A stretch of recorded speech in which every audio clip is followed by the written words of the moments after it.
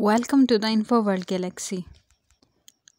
England team की मुल्तान आमद के सिलसिले में इंतज़ामिया का बोसन रोड को कल सील करने का फ़ैसला।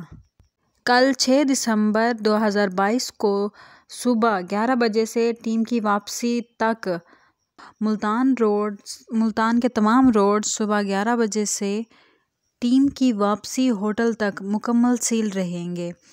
बोसन रोड पर मौजूद तमाम तालीमी इदारे और कारोबारी मराकज़ भी बंद रहेंगे। एमर्सन यूनिवर्सिटी ने कल सुबह 11 बजे के बाद यूनिवर्सिटी बंद करने का नोटिफिकेशन जारी कर दिया। चुंगी नंबर 9 से DHA तक कल 11:30 बजे से टीम की वापसी तक रोड्स बंद रहेंगे।